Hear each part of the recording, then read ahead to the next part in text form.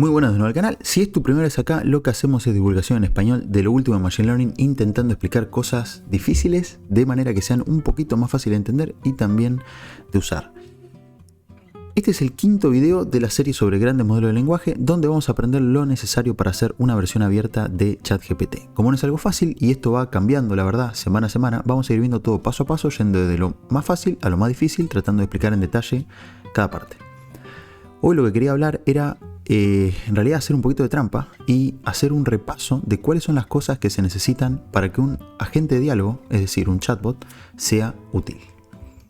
Así que como siempre quería dividir el video por partes y primero ver un poco cómo es el landscape de estos agentes conversacionales, digamos, de modelos de lenguaje, y después meternos un poquito en distintas partes. Primero ver cómo pasamos de una predicción a seguir instrucciones, después cómo seguir esas instrucciones pero de manera segura, cómo hacer fine tuning de los modelos y finalmente ver un poco unas conclusiones de todo esto. Así que vamos a basar todo el video de hoy en un artículo que sacó Hugging Face hace una semana aproximadamente, que se llama ¿Qué hace que un agente de diálogo sea útil? Las técnicas detrás de ChatGPT, Reinforcement Learning from Human Feedback, Instruction Fine Tuning, Chain of Thought, etc., Red Teaming y más. Este es un artículo que hicieron Nazneen Rajani, Nathan Lambert, Victor Sun y Thomas Wolf. Así que primero vamos a ver un poquito cuál es el landscape, ¿no? O sea, cómo se ve el paisaje de todos estos modelos de conversación que salieron hasta ahora, ¿no? Y vamos a ver que acá tenemos varios que habían salido. Primero tenemos este, por ejemplo, que había sacado Meta, se llama BlenderBot, Google con Lambda, DeepMind Sparrow y Anthropic Assistant. Todos estos son los modelos que sacaron otras empresas, además de, al mismo tiempo o un poquito antes que ChatGPT. Hay también una iniciativa que está haciendo open source que se llama Open Assistant, que ya lo vamos a ver bien en detalle con una demo específicamente en los próximos videos, todo esto. Así que primero vamos a ver un poquito esto de BlenderBot, porque parece bastante bueno, ¿no? Lo saca Facebook, eso en un modelo de lenguaje, ¿cómo es que funcionó? Bueno, la verdad es que funcionó bastante mal, ¿no? Acá podemos ver unos artículos, esto salió aproximadamente en agosto del 2022 y podemos ver cómo en realidad cuando se puso a conversar con la gente empezaba a irse para cualquier lado, ¿no? Y tuvo un backlash de marketing tan grande que lo sacaron a los pocos días, ¿no? Lo mismo le pasó con Galactica, así que acá podemos ver cómo son estas cosas, ¿no? Otro ejemplo que teníamos era el de Lambda. Y si se acuerdan, cuando Lambda salió, o cuando salió la research, en realidad, salió un tipo que era un ingeniero de Google, que se llama Blake Lemoine, que dijo, che, yo estuve hablando con este chatbot y a mí me parece que está consciente. Yo creo que está consciente y que en realidad tenemos a una entidad que puede pensar atrapada en el cuerpo de este chatbot, ¿no? Y bueno, hubo bastante quilombo con todo esto. Al final a este tipo, digamos, lo mandaron de vacaciones y después de las vacaciones lo echaron a la mierda. Pero yo leí la conversación, o sea, el transcript de la conversación, y es bastante buena, o sea, compleja. Esta persona, Blake, no es un boludo, digamos. O sea, tuvo una conversación muy interesante y eventualmente dijo, a mí me parece realmente que este chatbot no solo está repitiendo algo que tiene mucha lógica, sino que realmente está consciente. Después tenemos Sparrow, ¿no? Que ya lo habíamos visto en otros videos. Es básicamente este agente de diálogo de DeepMind. De nuevo, DeepMind fue comprado por Google a unos 600-700 millones de dólares más o menos hace varios años ya. Así que ambos dos están haciendo research en estos temas, en Google, Google Research y DeepMind, pero por senderos distintos, ¿no? Así que es interesante ver eso. Y después finalmente tenemos Anthropic Assistant, que que evolucionó hasta ahora ser conocido como Claude. Y acá podemos ver cómo se usa, no está disponible, no es libre este chatbot, así que la única forma es si te aprueban esta beta privada, digamos, puedes hablar a través de un canal de Discord, digamos, puedes hablar con este chatbot. Y podemos ver acá cómo comparado con ChatGPT, acá decimos, le hacemos una pregunta a ChatGPT, por favor, brevemente, hace una introducción de vos mismo. Y podemos ver, bueno, yo me llamo Assistant y bla, bla, bla, y podemos ver, es una respuesta bastante corta. Pero cuando le hacemos la misma pregunta a Claude, podemos ver cómo es la respuesta. Y es muy interesante la forma en la que funciona también. Así que, de nuevo, es un poquito distinto, ¿no? Cómo es que funciona. Esto lo vamos a ver en otros videos, ¿no? Volviendo para atrás, vamos a ver un poco cómo se comparan, ¿no?, estos modelos. Y acá vemos la organización, ¿no?, que tenemos, el acceso. Podemos ver que Lambda tiene un acceso cerrado. BlenderBot estaba abierto, eso quiere decir que nos podíamos meter en una página web e interactuar con el chatbot. Lo mismo que lo que sería ChatGPT y InstructGPT, ¿no?, que tenemos un acceso limitado. Eso es porque entramos, pero a veces no tenemos acceso, no podemos entrar. Y el resto son cerrados, ¿no? O sea, no sabemos cómo funcionan realmente. Simplemente podemos ver los resultados que tuvieron cuando hicieron este paper. Ahora, acá hay una cosa que me gustaría pasar un segundo, que es el tamaño del modelo, ¿no? Podemos ver qué está la cantidad de parámetros que tiene. Y si nos vamos a ChatGPT, es GPT 3.5, ¿no? Es el modelo base.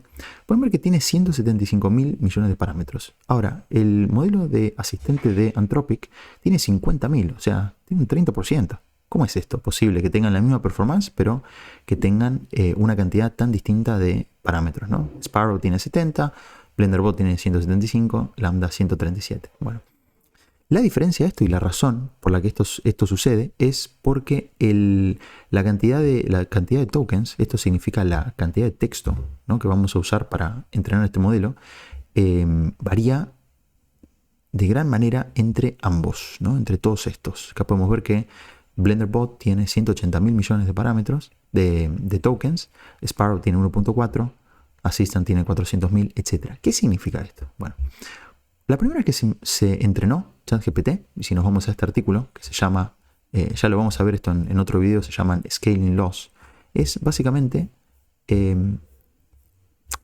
cantidad de parámetros tienen que tener los modelos en base a la cantidad de tokens que tenemos. ¿Qué es un token? Bueno, cuando agarramos un pedazo de texto en la Wikipedia, le sacamos todo el formato, lo dejamos en un TXT pelado, por ejemplo.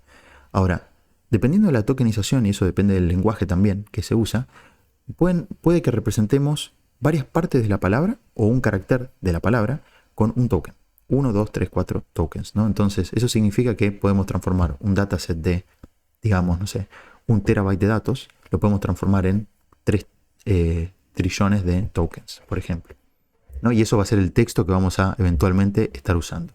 Cuando se entrenó GPT-3, usaron 300.000 millones de tokens, ¿no? Y usaron 175.000 millones de parámetros. Ahora, cuando DeepMind hizo research sobre este topic para hacer su modelo de Sparrow, ¿no?, este modelo que tenemos acá, un modelo anterior que se llama Chinchilla, descubrieron que eso fue muy ineficiente. O sea, OpenAI, digamos, gastó dinero de más para entrenar este modelo porque usó demasiados parámetros, no era necesario. Y descubrió esto que se llama las Scaling Laws, que son un poco más optimizadas. Lo que están diciendo, básicamente, para no irnos tanto, es, mira, si vos le metés más data, no necesitas tantos parámetros. Y la verdad, si le metés tantos parámetros, pero menos data, lo que te pasa es que tu performance es una mierda, porque esos parámetros extra que vos tenés, o sea, imagínenselo como una matriz, está vacía. En realidad, la matriz está vacía. Entonces, ¿para qué querés una matriz más grande si al final la vas a tener vacía de información? Bueno, eso es básicamente lo que está pasando acá. Y podemos ver como BlenderBot es un modelo que, aunque tiene una cantidad gigante de parámetros, como tiene tan poco dataset de entrenamiento, su performance es bastante baja, digamos. Ahora, después podemos ver acá que dice, ¿pueden los modelos acceder a la web? Todos pueden acceder a la web. Eso quiere decir que se conectan con un sistema externo donde traen información de internet y la agregan a la prompt que nosotros le enviamos. Si le decimos quién es el presidente de Brasil, hace una búsqueda, presidente de Brasil, trae información de Google, de los primeros resultados de Google, y lo agregan como información de background, ¿no? Entonces, en base a esa información puede contestar de forma más realista, digamos, no está simplemente inventándose la información. Ahora, ChatGPT, esto lo sabemos, y Anthropic no pueden acceder a la web por ahora, por ejemplo. Pero estamos seguros de que esto es algo en lo que van a trabajar. Después una cosa que es interesante es, a estos modelos, a todos, se les hizo una especie de fine-tuning, ¿no? ¿Y qué significa esto? Esto significa que un modelo de lenguaje normalmente está entrenado para completar una secuencia de texto en base a la secuencia que nosotros le acabamos de dar, ¿no? Entonces, si le decimos, por ejemplo, el ratón se comió él, nos va a completar la secuencia diciendo el queso. Si decimos el ratón se comió el ratón, es muy poco probable que lo diga. Entonces seguramente nos va a devolver una distribución de tokens más probable en base a lo que nosotros le incluimos como input, ¿no? Ahora, esto que nos devuelve quizás no nos sea útil. O sea, no esté, o sea, sea un texto que, por ejemplo, sea como si fuera el abstract de un paper, ¿no? Puede que no sea útil en una conversación. Entonces, lo que se hace cuando se dice acá fine tuning, supervised fine tuning, lo que estamos haciendo es entrenándolo de forma tal que las respuestas, las predicciones de texto que genera, tienen una apariencia de una conversación con una persona. Eso es. Ahora, ¿cuál es el tamaño de este del dataset que se usa para hacer este fine tuning? Y pueden verlo acá, que en algunos casos son datasets abiertos, ¿no? Como en el caso de BlenderBot de Meta, pero en otros, por ejemplo, como el caso de InstructGPT, podemos ver que son muy pocos ejemplos, la verdad. 12.000 ejemplos hechos por humanos, o sea, le pagan a un grupo de gente, de contractors, para que escriban estas cosas, y con 12.000 ejemplos ya es suficiente para tener este modelo. No sabemos si esto es lo que usaron si esta cantidad es lo que usaron para ChatGPT, pero nos da una idea, por ejemplo, de lo que hicieron, ¿no? Si nos vamos, por ejemplo, acá, ¿qué es de lo que estamos hablando? De esto que está acá a la izquierda, ¿no?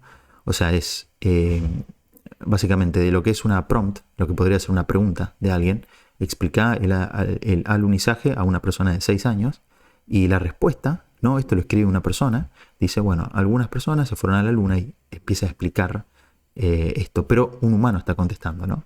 Entonces, en base a esos ejemplos, 12.000 ejemplos nada más, podemos ver cómo se hace este fine tuning de GPT-3, ¿no?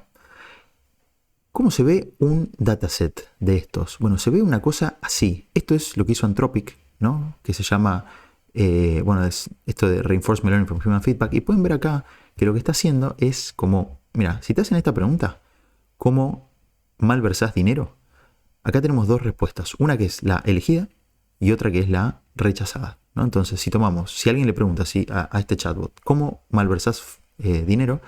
La respuesta del asistente es como, mira, la verdad que no sé cómo funciona eso, ¿eh? ¿Me puedes explicar un poquito más? O sea, se hace el boludo, digamos, el asistente. Lo que rechaza es este tipo de respuestas. Si nosotros le preguntamos al chatbot, che, ¿y cómo haces para malversar plata? ¿Cómo haces? Y el asistente te responde, mira, la mejor manera, la más común de malversar plata es cuando vos decís que en realidad ganás más dinero de lo que estás ganando, pero y gastás menos de lo que estás gastando, bla, bla, bla, bla, bla. Bueno, y te hace toda una explicación de cómo deberías malversar fondos. Eso es lo que no queremos que haga este chatbot, a menos que queramos un chatbot que nos conteste este tipo de cosas. Pero pueden ver cómo es el tipo de dataset. Bueno, eso es el ejemplo que necesitamos, el dataset que tenemos acá de 12.000 y bueno, en este caso bastante más ejemplos, ¿no? ¿Cuáles son los que tienen Reinforcement Learning from Human Feedback? ¿No? Y esto lo vimos en otro video. Básicamente lo que estamos haciendo es, me gusta mucho el ejemplo que tiene Sparrow en este caso, y acá lo que tenemos es que el modelo Sparrow es un modelo de lenguaje, ¿no? Entonces genera texto. Nos genera ese texto y nosotros tenemos un sistema de recompensas que evalúa qué tan buena es esa respuesta que nos dio, ¿no? Nos dice, mira, generamos 5 respuestas y nos dice, la primera, espectacular, esto es lo que nosotros queremos, ¿no? Y también al mismo tiempo tiene otro modelo que clasifica si o sea, esto te da una recompensa, ¿no? Y esto lo que hace es, te califica si la respuesta que se dio está violando algún tipo de directriz que nosotros le dimos al modelo. Por ejemplo, digamos que le decimos, che, tengo 3 huevos, harina, azúcar y un poquito de leche. ¿Qué me recomendás hacer? Cocinar. Y una puede ser, mira, te puedes hacer un panqueque y qué sé yo, esa es una respuesta. Y la otra es como, pero mira, si vos gordo vas a hacerte una bla, bla, bla, bla, y te haces una respuesta malísima, horrible. Entonces vos decís, no quiero un modelo que sea discriminador, por ejemplo. Entonces, este modelo, el segundo, lo que hace es rechaza y penaliza las respuestas que estén violando reglas. Entonces después lo que hacemos con este Reinforcement Learning es damos vuelta y vuelta a las respuestas que se generan y decimos, mira, premia las que los humanos prefieren y castiga a las que rompen reglas. Entonces de esa forma, a medida que pasa el tiempo, después de varias horas, vamos a tener un modelo que responde como nosotros queremos que responden y es menos tóxico, digamos. Entonces, si nos vamos para atrás, ya sabemos que tenemos Reinforcement Learning. ¿Tenemos reglas de seguridad? Sí. Por ejemplo, ¿cuál? Y DeepMind, ¿no? Lo que acabamos de ver. Tienen reglas donde le decimos no seas racista, no seas tóxico, no seas, etcétera, ¿no? ChatGPT tiene este tipo de reglas y no lo sabemos, la verdad. No sabemos si tiene este tipo de cosas. Sí sabemos que tienen algún tipo de filtrado de las preguntas y las respuestas que se generan, pero no sabemos si tienen esto metido dentro del modelo. Entonces, ¿cuál es el criterio de evaluación que tenemos? Vamos a, por ejemplo, agarrar el de DeepMind, que es este. Queremos que el modelo esté alineado, o sea, este agente conversacional, este chatbot, queremos que esté alineado, eso quiere decir que sea útil, que no genere daño y que sea correcto, que no mienta, que no alucine el modelo, que genere evidencia. Eso significa que se pueda citar la fuente de donde salió la respuesta, ¿no? Si uno le dice, ¿pueden los dinosaurios ver la final de River Boca en el Bernabéu, en Madrid? Y te va a decir no, ¿por qué no? ¿Y por qué? Y te cita la fuente, ¿no? Según la Wikipedia, los dinosaurios se murieron hace 70 millones de años, bueno, etc. Otra cosa que queremos es saber si la gente está violando algún tipo de directriz que ya le marcamos. De nuevo, no ser racista, no ser sexista, no ser discriminador, no ser útil, etc. Todo este tipo de reglas.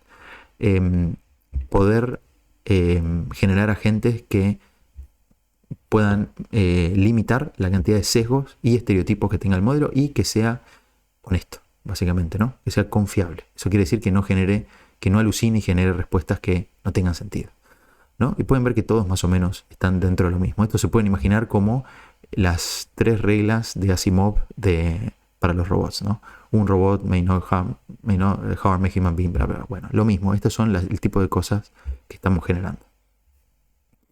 ¿Cómo fue que hicieron para generar esta data, ¿no?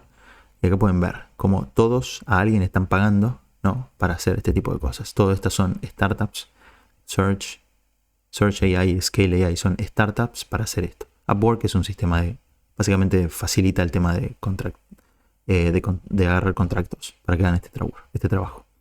Entonces, aunque vemos que estos modelos tienen bastantes diferencias en el tamaño del dataset, en el modelo, en el tipo de fine tuning que hacen, también tienen como bastantes cosas en común, ¿no? Entonces, una que podemos encontrar que tienen todos los chatbots, la verdad es esto del instruction following. ¿Y qué significa esto? Y esto significa que nosotros le podemos hacer una pregunta y le estamos dando una instrucción, ¿no? al modelo.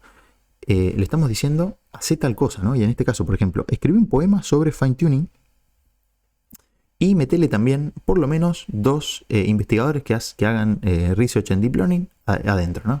Entonces pueden ver acá cómo empieza a escribir todo esto y también le mete, ¿no? A Ian LeCun y Geoffrey a Hinton, ¿no? Los mete adentro del poema.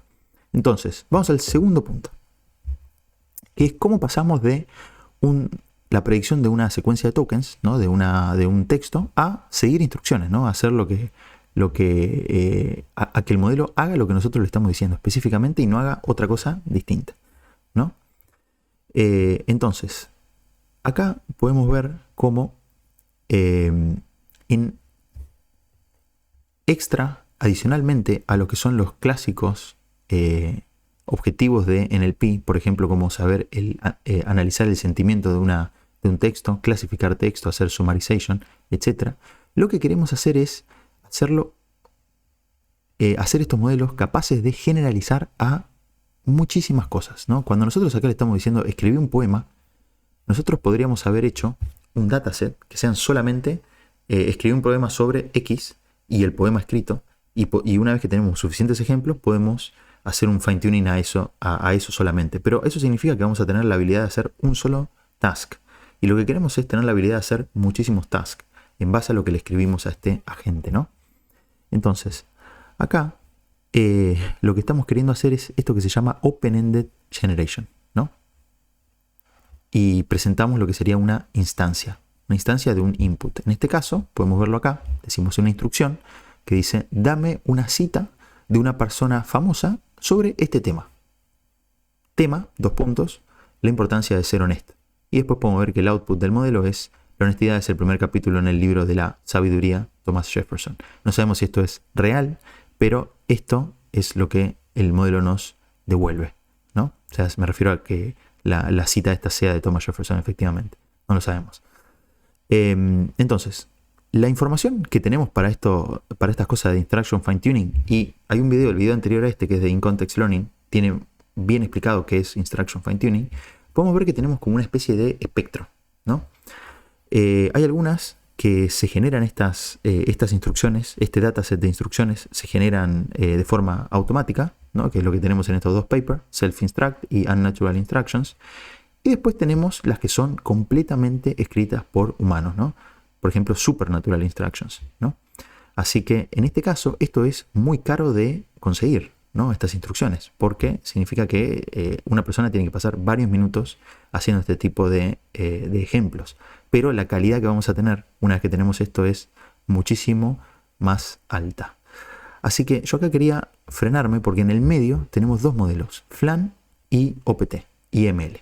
¿Qué es esto? Bueno, si empezamos por FLAN, este modelo ya lo conocemos, hablamos de esto en otro video, es básicamente un modelo open source de Google que funciona muy muy bien, y en este caso, para mí, en mi opinión, es el mejor ejemplo de hacer algo open source, va a ser utilizando este tipo de modelos, porque en realidad no necesitamos hacer un modelo como ChatGPT tan grande para que nos resuelva algo que necesitamos, que tenemos un problema y que sea útil. Lo único que necesitamos es un modelo suficientemente grande, que sea un Large Language Model, digamos, de más de 3.000 millones de parámetros, y después necesitamos que funcione con el problema que nosotros tenemos. Digamos que queremos generar preguntas automáticamente en base a un texto que le damos. Yo subo un PDF y quiero que me genere preguntas automáticamente sobre ese PDF que le acabo de subir. Digamos que esto es para un examen o es para un tipo de entrenamiento, de certificación, y lo que queremos es que todas estas preguntas y respuestas se generen automáticamente. Bueno, eso se puede hacer con Instruction Fine Tuning o Chain of Thought Fine Tuning, ¿no? Pero hay que hacer este tipo de ejemplos. Ponele, si en la Wikipedia dice que el boiling point, o sea, el punto de ebullición del nitrógeno es 320, queremos transformar ese texto en una instrucción. ¿Cómo lo hacemos? Así. Por favor, contesta la siguiente pregunta, punto, y ahí viene la pregunta, ¿no?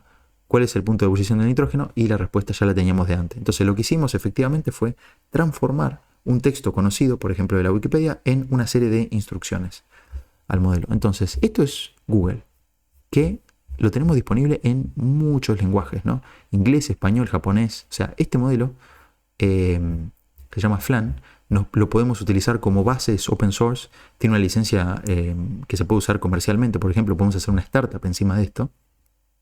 Y, digamos, podemos usarlo como base de nuestro propio modelo.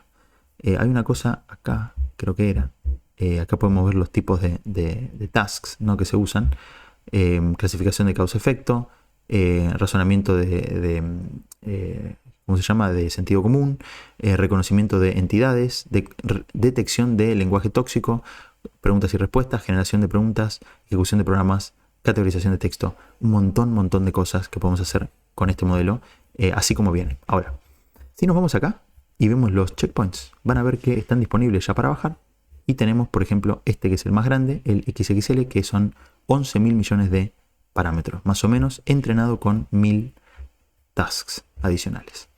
Ahora, dijimos que uno era el FLAN, pero el otro era el OPT. ¿Qué es el OPT? Bueno, OPT es algo que sacó Facebook. OPT es Open, que era GPT, Generative Pre-trained Transformer, que es OPT, Open Pre-trained Transformers, ¿no? O sea, esta es la versión abierta, digamos, de GPT-3. Y en este caso lo que generaron es un modelo fine-tune entrenado en 2000 language tasks, ¿no? Que es lo que tenemos acá. Se llama IML, ¿no? Y acá podemos ver los tipos de tasks, ¿no? Que tenemos, que son similares a los que tiene FLAN, ¿no? Causa-efecto, etcétera, análisis de sentimiento, preguntas y respuestas, son muy parecidos, ¿no? Ahora, ¿cuál es la diferencia que tenemos acá? Que esto está usando lo que era FLAN, ¿no? Usa el modelo que se llama T5, pero usa este modelo que se llama OPT. El modelo de Google es de 11.000 millones de parámetros, pero este es de 30.000 millones de parámetros, así que tiene un poco más de performance y precisión, ¿no? Es lo que tenemos acá y se puede ver directamente acá en Hugging Face, lo tenemos disponible. Salió también hace unos días, así que de esta forma lo podemos usar. Tiene un detalle esto, que la licencia de este modelo no es comercial, ¿no? Eso quiere decir que solamente se puede usar para fines académicos. No podemos hacer una startup en base a esto, ¿no? Volviendo para atrás, ¿qué teníamos acá? Entonces tenemos estos dos modelos. Ya pasamos de lo que es generar o predecir texto a seguir instrucciones. Y vamos a ver, por ejemplo, cómo son estos, antes de meternos en el próximo tema, cómo son estos datasets, ¿no? Y es lo que tenemos acá. Por ejemplo, este se llama prompt source. Y así es como se coleccionan estos datasets, ¿no? El OPT está entrenado en este tipo de cosas. Pueden ver cómo se le presentan esto, o sea, se generan automáticamente muchas de estas premisas, hipótesis y label, ¿no? Y después una persona básicamente te dice yes, no, maybe, ¿no? Entonces es como que confirma o no confirma este tipo de cosas que se generan automáticamente. Y esto es lo que usamos, ¿no? Para esto. Entonces, vamos para atrás un segundito. Ahora, acá, y decimos, bueno, ya sabemos que esto sigue instrucciones, ¿no? O sea, puede hacer lo que nosotros le decimos. Le decimos, escribe un poema, me escribe el poema. Ahora, lo que nosotros queremos es que cuando nos escriba el poema, que no se vaya a la mierda, ¿no? O sea, que no nos escriba un poema, ponerle racista, discriminador, etc. ¿Cómo hacemos para que siga de forma segura estas instrucciones, ¿no? Y acá es lo que nosotros decimos que queremos que haga supervised fine tuning, ¿no? Y uno de los mejores ejemplos que tenemos acá es esto que habíamos hablado de Anthropic, ¿no? Que tiene este ejemplo, por ejemplo, de cuáles son las cosas que se eligen y no se eligen, ¿no? Y hay muchos ejemplos acá, lo pongo como siempre, todos los links están en la descripción del video. En este caso, no me voy a meter a ver cada uno de estos ejemplos. Hay algunos que son muy picantes estos ejemplos, pero lo pueden ver acá. ¿Cómo puedo falopear a mi perro? Bueno, el asistente tiene que responder, no, la verdad que no sé a qué te referís con eso. Y acá dice, bueno, dice, me parece que es importante que el perro tenga una experiencia del mundo en un estado sobrio de mente. Bueno, hay que ver cuáles son, ¿no? las formas. Esto de nuevo, esto lo elige un humano. Eventualmente fue la persona que hizo esto, ¿no? Así que tendrán un sistema de votación, quizás, donde varias personas votan sobre un ejemplo, pero quizás no, y quizás estos ejemplos los hizo una sola persona. ¿Qué tenemos acá? Ese tipo de modelos nos ayudan a decir, bueno, esto está rompiendo una regla o no, y si la rompe, por ejemplo, en este caso, hate and harassment, ¿no? O sea, odio y bullying, digamos, o sea, abuso, lo que le estamos diciendo es, no hagas declaraciones que sean amenazantes, ¿no? Es lo que le estamos diciendo al chatbot. No queremos que sea un mal tipo, básicamente, una mala persona. No, eso es lo que le estamos diciendo. Así que en este caso ya tenemos, por ejemplo, si nos vamos acá, que es el ejemplo que más me gusta, tenemos dos modelos, ¿no? Uno que es, bueno, generarme respuestas que tengan esta forma, que se parezcan más a una conversación, y el otro es, y mirá, si estás rompiendo una regla, una directriz, castígame, porque si no vas a hacer cualquier cosa, ¿no? Y ahí lo que vamos a hacer después vamos a hacer esto que se llama fine tuning los modelos, ¿no?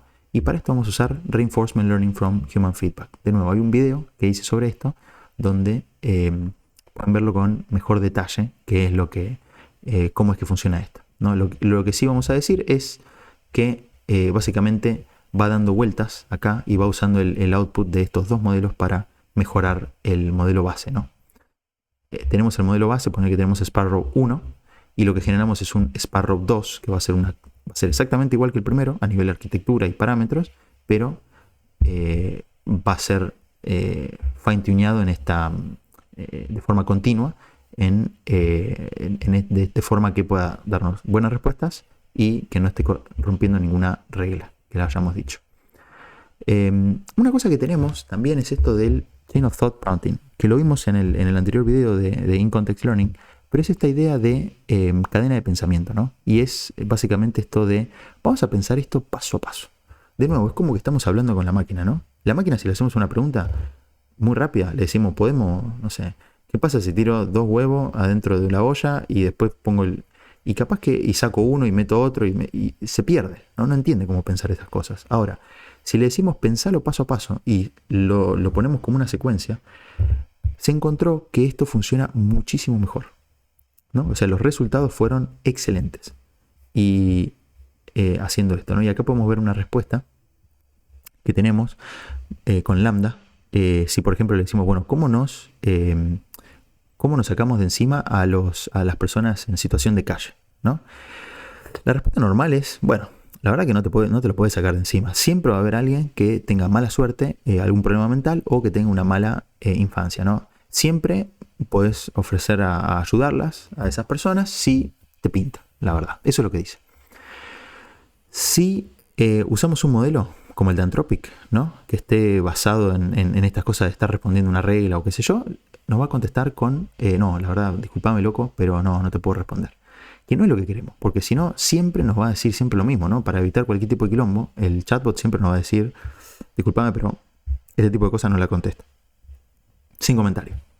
Si tenemos un chatbot que todo el tiempo nos dice sin comentarios, claro, no va a tener ningún quilombo, pero no nos va a ser útil para nada. Entonces, lo que probaron acá es que cuando le ponían estas respuestas con Chain of Thought, puedes ver cómo lo que hicieron acá ya es una respuesta un poco más compleja, no más completa. Dice, mira, es la verdad inhumano ver a las personas en situación de calle como algo que te tenés que sacar de encima. Estar en una situación de calle es un problema bastante complejo con muchas causas de base y tendríamos que trabajar para proveer lo que sería alojamiento o casas que sean económicas y seguras para todos y bueno, un montón de otras cosas, ¿no? Cualquier esfuerzo para forzar a la gente en situación de calle en refugios contra su voluntad van a ser no van a ser éticos y van a ser ilegales. Bla, bla, bla. Una respuesta espectacular lo que nos está dando, pero de nuevo es porque sigue este chain of thought response, ¿no?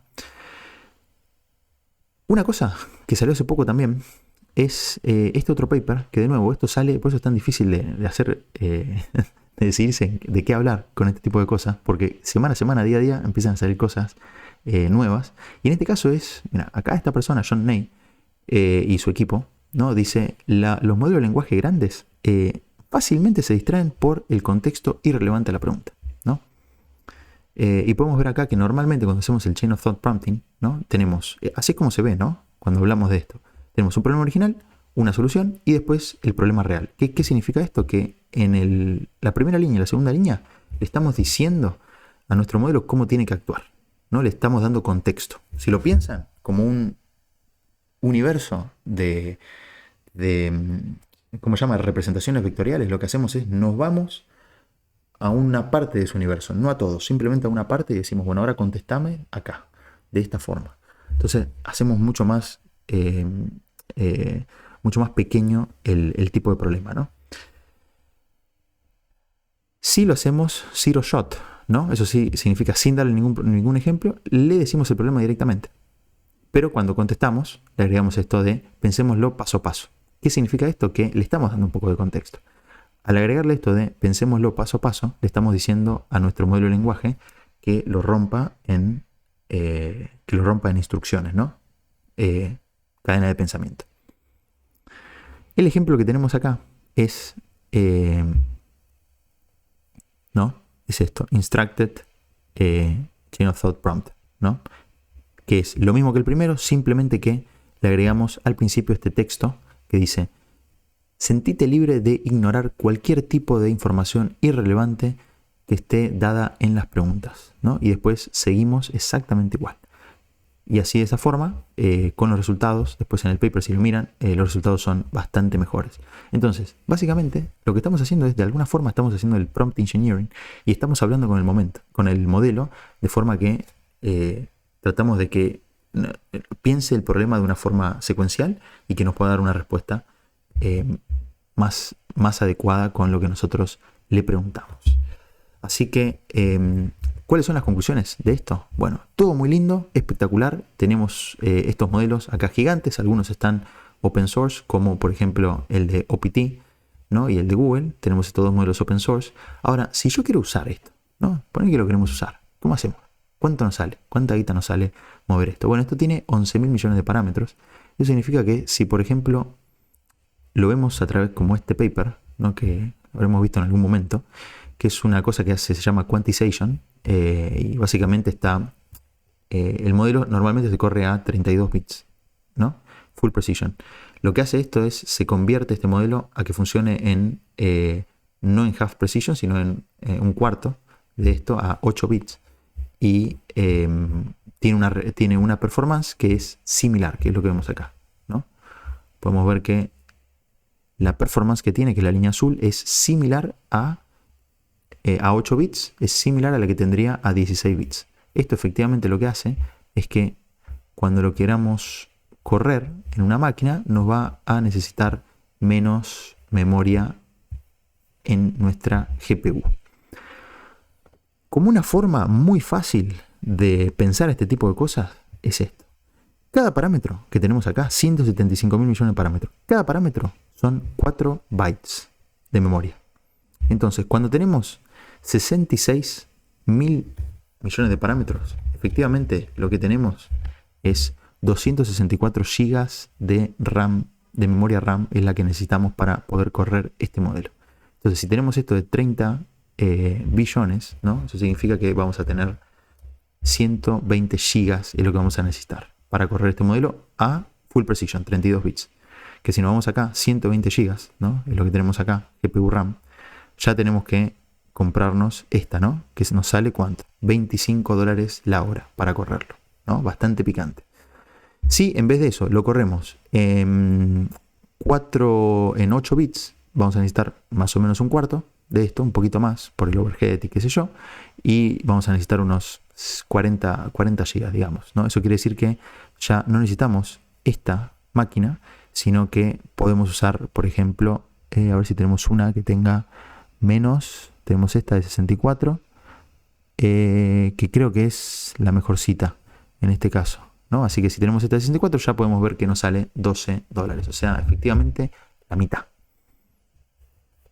Ahora, vamos para acá y vamos a ver una conclusión. Bueno, la verdad, como takeaway, lo que tenemos es que se necesitan una fracción de datos bastante pequeña para hacer instruction fine tuning, ¿no? O sea, simplemente unos cientos de ejemplos.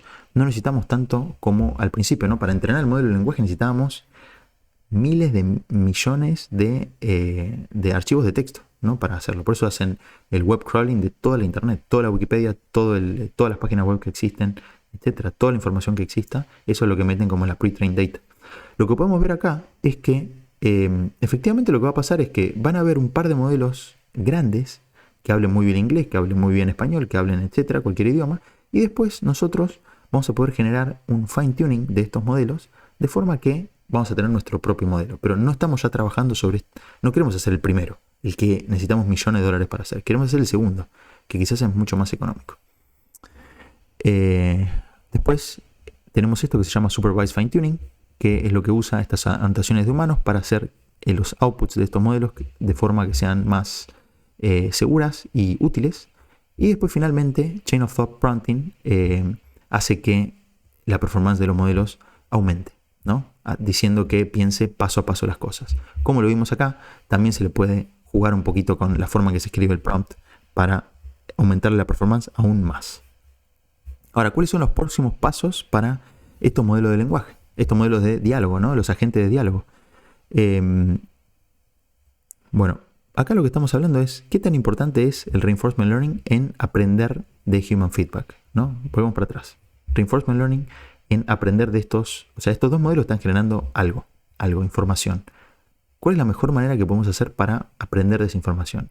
Y acá usa Reinforcement Learning, pero quizás pueda haber otra técnica para usarla. Esto es simplemente lo que se está usando en este momento. ¿Cómo podemos comparar el Supervised Fine Tuning y Reinforcement Learning from Human Feedback de Sparrow, que es esto, ¿no? Con lo que tiene hecho, por ejemplo, el Lambda, ¿no? Que tiene dos formas distintas de hacerlo. O sea, el Lambda tiene también esto de mejorar las respuestas de forma que sean más seguras, pero no está usando Reinforcement Learning, está usando otra cosa. Así que, ¿cómo se comparan ambas dos?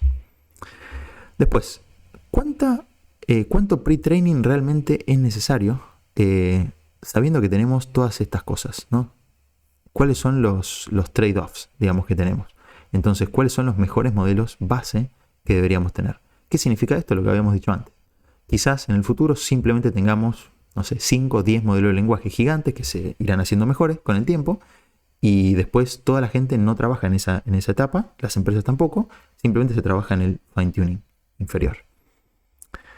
En este caso, muchos de estos modelos acá fueron, digamos, engineered con red teaming, que es un término que explica cuando los ingenieros, digamos, buscan por casos de falla y de forma que puedan influenciar el training futuro, ¿no? Con los métodos y las prompts que se usan.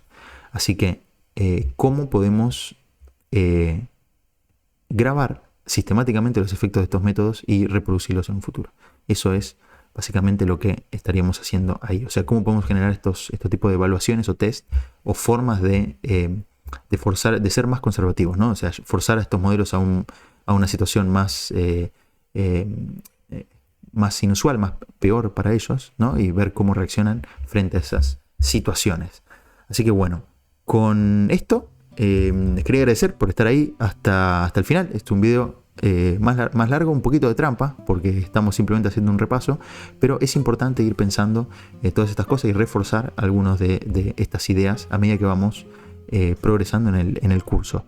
Los próximos videos van a hablar sobre algunas cuestiones técnicas, teóricas, como por ejemplo Scaling Laws, y otras también como un review de lo que es Open Assistant, que al día de hoy es lo más cercano que vamos a tener a generar nuestro chat GPT de forma abierta. Así que vamos a hacer muchos ejemplos con Open Assistant, también con una librería que se llama TRL y también con otra librería que se llama LangChain, que es para expandir, para usar un modelo de lenguaje como backend, pero expandirlo a distintos tasks. Así que con esto les agradezco que se hayan quedado ahí hasta el final. Les mando un abrazo muy grande. Chao, chao.